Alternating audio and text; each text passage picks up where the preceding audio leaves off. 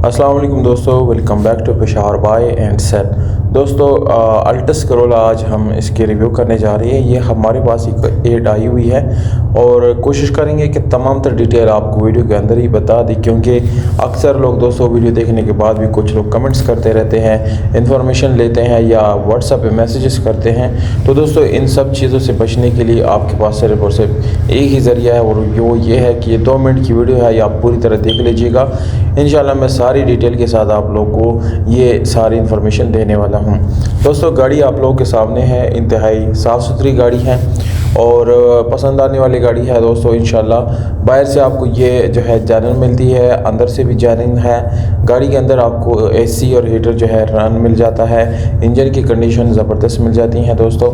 सीलों के लिहाज से अगर बात की जाए तो ये गाड़ी दोस्तों मुकम्मल ओरिजिनल सीलों में है, जिसमें कोई सील डैमेज ओपन या रिपेयर नहीं है दोस्तों।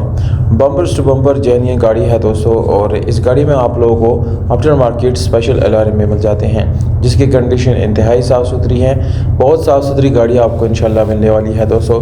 अगर आप लोगों को पसंद आती है ये गाड़ी तो डायरेक्टली आप ओनर से बात कर सकते हैं दोस्तों। कोई भी गाड़ी ख़रीदने से पहले आप इसकी डिटेल लें, इसकी इन्फॉर्मेशन ऑनलाइन चेक करें या अपने साथ कोई एक्सपर्ट रखें जो आपको ये बता सके कि गाड़ी की कंडीशन कैसी है या कितनी प्राइस की होनी चाहिए।